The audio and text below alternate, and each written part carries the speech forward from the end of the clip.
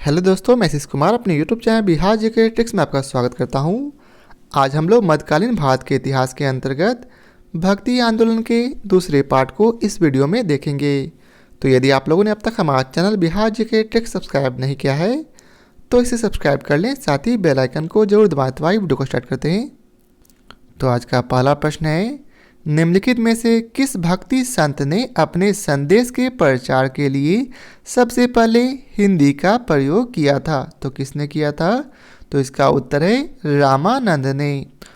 उत्तर भारत में रामानंद भक्ति आंदोलन के प्रथम प्रवर्तक थे, जिनका जन्म 1299 ईस्वी में प्रयाग के कान्यकुब्ज ब्राह्मण परिवार में हुआ था। प्रयाग तथा वाराणसी में उन्होंने शिक्षा प्राप्त की थी। ये सगुण ईश्वर में विश्वास करते थे। इन्होंने भक्ति को मोक्ष का एकमात्र साधन स्वीकार करते हुए राम सीता की उपासना का आदर्श समाज के सामने रखा। इन्होंने सर्वप्रथम अपने संदेश का प्रचार हिंदी भाषा में किया था। अब अगला प्रश्न है, कबीर शिष्य थे किनके? तो कबीर जो हैं वह रामानंद के शिष्य थे। कबीर रामानंद के 12 शिष्यों में से प्रमुख थे।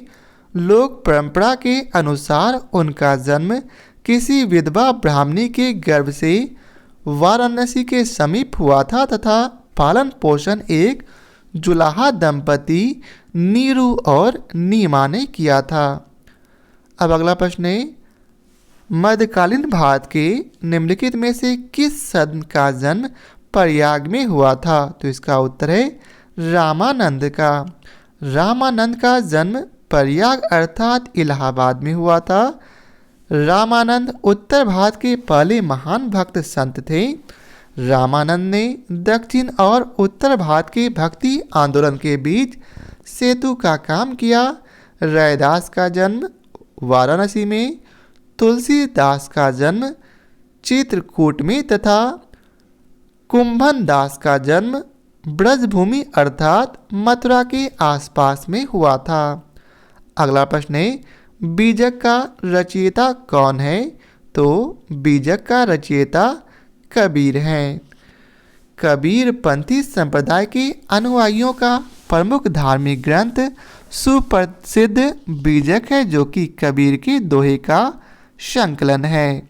अगला प्रश्न है, कबीर एवं धर्मदास के मध्य संवादों के संकलन का शीर्षक कौन है? तो इसका उत्तर है अमर मूल। शबद, शाकी एवं रामायणी कबीर की रचनाएं हैं, परंतु धर्मदास के साथ उनके संवादों का संकलन अमर मूल शीर्षक के अंतर्गत प्राप्त होता है। अगला प्रश्न है, निम्नलिखित में से कौन सा एक सही कालानुक्रम है? तो इसका उत्तर है ऑप्शन ए अर्थात शंकराचार्य, उसके बाद रामानुजाचार्य, फिर चैतन्य। शंकराचार्य का काल 788 से 820 ईस्वी तक, रामानुज का काल 1017 से 1137 ईस्वी तक तथा चैतन्य का काल 1486 से 1536 ईस्वी तक रहा था।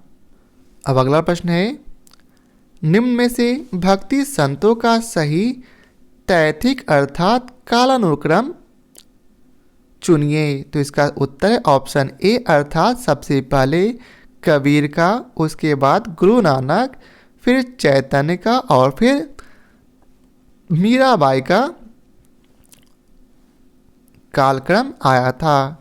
कबीर का कालक्रम 1398 से 1518, गुरु नानक का कालक्रम 1469 से 1539, चैतन्य का कालक्रम 1486 से 1534 और मीराबाई का कालक्रम 1498 से 1557 के बीच था। अब अगला प्रश्न है, भगवान शिव की प्रतिष्ठा में कितने ज्योतिर्लिंग स्थापित हैं? तो इसका उत्तर है 12 ज्योतिर्लिंग। भगवान शिव की प्रतिष्ठा में भारत के विभिन्न भागों में 12 ज्योतिर्लिंगों की स्थापना की गई है।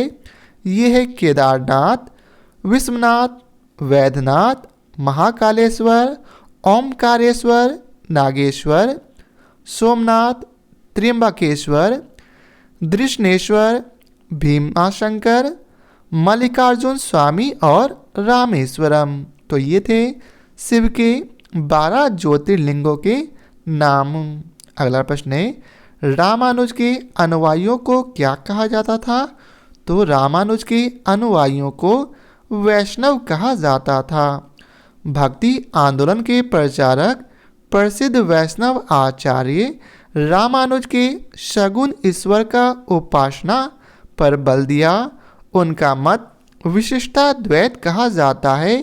उनके अनुयायी वैष्णव कहलाए। अगला प्रश्न है, निम्नलिखित में से कौन सा स्थान गुरु नानक का जन्म स्थल था? तो इसका उत्तर है ननकाना। ननकाना गुरु नानक का जन्म स्थल था, जिसे तलवंडी के नाम से भी जाना जाता है। उक्त स्थान इनका जन्म 15 अप्रैल 1469 को हुआ था। यह पश्चिमी पंजाब, जो कि वर्तमान में पाकिस्तान के शेखपुरा जिले में स्थित है। गुरु नानक की मृत्यु 1539 ईस्वी में डेरा बाबा नामक स्थान पर हुई थी। अब अगला प्रश्न है, जिसके शासन में गुरु नानक देव ने सिख धर्म की स्थापना की, वह कौन थे? तो इसका उत्तर है सिकंदर लोदी। गुरु नानक ने सिख धर्म की स्थापना सिकंदर लोदी के समय में किया था। नानक एकेश्वरवाद में विश्वास करते थे तथा निर्गुण ब्रह्म की उपासना पर बल देते थे। उनका मानना था कि ईश्वर एक है, वह निर्गुण और निरंकार है। वह अवतारवाद में विश्वास नहीं करते थे। अब अगला प्रश्न है, ईश्वर केवल मनुष्य के सगुण को पहचानता है तथा उसकी जाति नहीं पूछता। आगामी दुनिया में कोई जाति नहीं होगी। यह सिद्धांत किस भक्ति संत का है? तो यह जो है नानक का है। गुरु नानक का कहना है, ईश्वर व्यक्ति के गुणों को जानता है पर वह उसकी जाति के बारे में नहीं पूछता, क्योंकि दूसरे लोक में कोई जाति नहीं है। गुरु नानक के गुरु का लंगर नाम से मुक्त सामुदायिक रसोई की शुरुआत की। उनके अनुयायी किसी भी जाति पर ध्यान दिए बिना एक साथ भोजन करते थे। अब अगला प्रश्न है, मीराबाई समकालीन थी किसके? तो मीराबाई जो है तुलसीदास के समकालीन थी। मीराबाई मेरता के रतन सिंह राठौर की इकलौती पुत्री थी। इनका जन्म 1498 ईस्वी में मेरता के कुदकी नामक ग्राम में हुआ था। इनका विवाह उदयपुर के प्रसिद्ध शासक राणा सांगा के ज्येष्ठ पुत्र युवराज भोजराज से हुआ था, किंतु विवाह के कुछ ही वर्षों पश्चात राजकुमार भोजराव का परलोकवास हो गया। पति की मृत्यु के बाद उन्होंने अपना समूचा जीवन कृष्ण की भक्ति में अर्पित कर दिया। ये महाकवि तुलसीदास की समकालीन थी तथा उनसे पत्र व्यवहार भी करती थी। अगला प्रश्न है, राग गोविंद के रचनाकार कौन थे? तो इसका उत्तर है मीराबाई। मीराबाई हिंदू आध्यात्मिक कवित्री थी, जिनके भगवान श्री कृष्ण के प्रति समर्पित भजन उत्तर भारत में लोकप्रिय हैं। इन्होंने 4 ग्रंथों की रचना की थी। ये ग्रंथ है बरसी का मायरा, गीत गोविंद टीका, राग गोविंद और राग सोरठ। इसके अतिरिक्त उनके गीतों का संकलन मीराबाई की पदावली नामक ग्रंथ में किया गया है। अब अगला प्रश्न है, निम्नलिखित संतों को उनके कालानुक्रम में नियोजित करें। तो इसका सही कूट है ऑप्शन सी, अर्थात सबसे पहले नामदेव, उसके बाद कबीर, फिर नानक और फिर मीराबाई। कबीरदास का समय 1398 से 1598 ईस्वी तक, नामदेव का काल 1270 से 1350 ईस्वी, मीराबाई का समय 1498 से 1557 ईस्वी। गुरु नानक देव का समय 1469 से 1539 ईस्वी के मध्य है। अब अगला प्रश्न है, निम्नलिखित में से कौन इस्लाम से प्रभावित था? तो इसका उत्तर है नामदेव। महाराष्ट्र में भक्ति आंदोलन को लोकप्रिय बनाने में नामदेव की महत्वपूर्ण भूमिका थी। इनका जन्म 1270 ईस्वी में पंढरपुर में हुआ था। इनके गुरु ज्ञानेश्वर थे। नामदेव वारकरी संप्रदाय से संबंधित थे। विठोबा खेचर अथवा खेचरनाथ नामक एक नाथपंथी कनफटे ने इन्हें रहस्यवादी जीवन की दीक्षा दी तथा ईश्वर के सर्वव्यापी स्वरूप से परिचय कराया था। भक्ति आंदोलन के संतों में नामदेव इस्लाम से अत्यधिक प्रभावित थे। ये मूर्ति पूजा, व्रत, उपवास, तीर्थ यात्रा एवं कठोर शारीरिक साधना के मार्ग के विरुद्ध थे।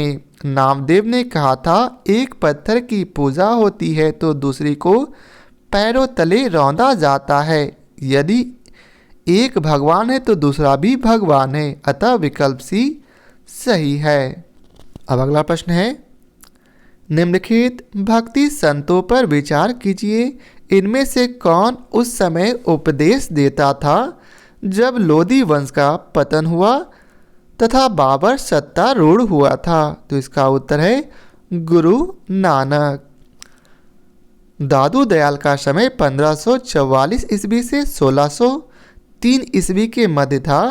गुरु नानक का समय 1469 ईस्वी से 1539 ईस्वी था। त्यागराज का समय 1767 से 1847 ईस्वी तक था। यह भक्ति मार्गी कवि एवं कर्नाटक संगीत के महान संगीतज्ञ थे। लोदी वंश का पतन 1526 ईस्वी में हुआ, जब बाबर ने पानीपत के प्रथम युद्ध में इब्राहिम लोदी को पराजित कर दिया। उस समय गुरु नानक उपदेश देते थे। अब अगला प्रश्न है, अगले प्रश्न में आपको मिलान करना है, तो आप लोग प्रश्न को ध्यानपूर्वक पढ़कर इसका मिलान कर लें। यदि आपको और समय चाहिए तो वीडियो को पॉज कर ले। तो इसका सही उत्तर है ऑप्शन बी। अब आइए चलते इसके विस्तार को पढ़ते हैं। नामदेव दर्जी थे। कबीर जो है जुलाहा, रविदास मोची और सेना जो है नाई थे। अब अगला प्रश्न है, चैतन्य महाप्रभु किस संप्रदाय से संबंधित हैं? तो यह जो है वैष्णव संप्रदाय से संबंधित है। भक्ति आंदोलन के प्रसिद्ध संत महाप्रभु चैतन्य का जन्म बंगाल के नदिया जिले में एक सम्भ्रात ब्राह्मण परिवार में हुआ था। उनके पिता का नाम जगन्नाथ मिश्र तथा माता का नाम सदी देवी था। चैतन्य के बचपन का नाम निमाई था। चैतन्य ने कृष्ण को अपना आराध्य बनाया तथा उन्हीं की भक्ति का प्रचार किया। बहुत दिनों तक उन्होंने वृंदावन में भी निवास किया। नदियाँ आकर उन्होंने कीर्तन जुलूसों का आयोजन किया तथा वे गलियों में घूम घूम कर कृष्ण लीलाओं का कीर्तन किया करते थे। अब अगला प्रश्न है, तुलसीदास किसके समकालीन थे? तो इसका सही उत्तर है ऑप्शन ए अर्थात अकबर तथा जहांगीर के। सुप्रसिद्ध भक्त या फिर संत कवि गोस्वामी तुलसीदास अकबर तथा जहांगीर के समकालीन थे। तुलसीदास ने लगभग 25 ग्रंथ लिखे, जिनमें रामचरितमानस तथा विनय पत्रिका सर्वोत्तम है। तुलसीदास का दरबार से कोई संबंध नहीं था। उन्होंने अपना अधिकांश जीवन बनारस में ही बिताया। अबुल फजल ने आईने अकबर में इनका नामोल्लेख किया है। अगला प्रश्न है, रामचरितमानस नामक ग्रंथ के रचयिता कौन थे? तो इसका उत्तर है तुलसीदास। रामचरितमानस की रचना गोस्वामी तुलसीदास ने अवधी भाषा में की थी। अब अगला प्रश्न है, निम्नलिखित में से कौन सी रचना संत तुलसीदास ने नहीं की थी? तो इसका उत्तर है साहित्य रत्न की। हिंदी में सद्गुण भक्ति धारा के कवियों में तुलसीदास का प्रमुख स्थान है। गोस्वामी तुलसीदास द्वारा रचे 12 ग्रंथ प्रसिद्ध हैं, जिनमें 5 बड़े तथा 7 छोटे ग्रंथ हैं। बड़े ग्रंथों में दोहावली, गीतावली, कवितावली, रामचरितमानस और विनय पत्रिका है, जबकि इनके अलावा पार्वती मंगल, जानकी मंगल, बरवय रामायण, वैराग्य संदीपनी, कृष्ण गीतावली आदि छोटे ग्रंथ हैं। साहित्य रत्न गोस्वामी तुलसीदास की रचना नहीं है।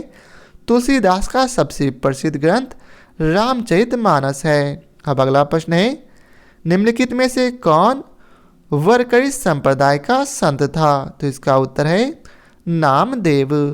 वरकरी संप्रदाय के रूप में प्रसिद्ध विचारधारा की गौरवशाली परंपरा की स्थापना में नामदेव की मुख्य भूमिका रही।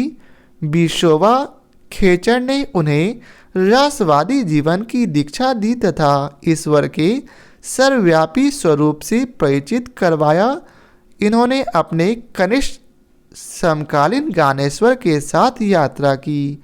इनके कुछ गीतात्मक पद्य ग्रंथ साहिब में संकलित हैं। अगला प्रश्न है, भक्त तुकाराम कौन से मुगल सम्राट के समकालीन था? तो इसका उत्तर है जहांगीर के।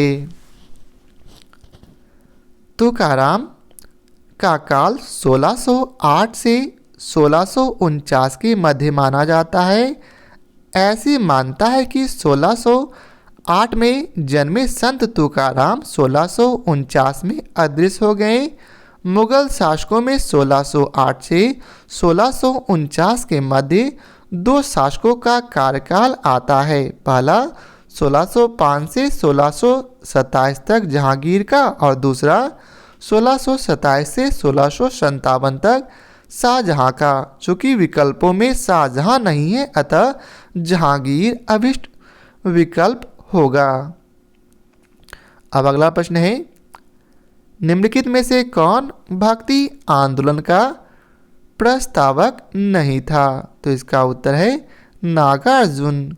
तुकाराम त्यागराज एवं वल्लभाचार्य मध्यकालीन भक्ति आंदोलन से संबंधित है, जबकि नागार्जुन ईसा की प्रारंभिक शब्दावलियों में शून्यवाद के संस्थापक थे। तो यह था आज के वीडियो का आखिरी प्रश्न। आशा करता हूँ आप लोगों को हमारी यह वीडियो पसंद आया हो। यदि आप लोगों को हमारी यह वीडियो पसंद आया हो तो इसे लाइक और शेयर जरूर करें। तो आज के लिए बहुत बहुत धन्यवाद।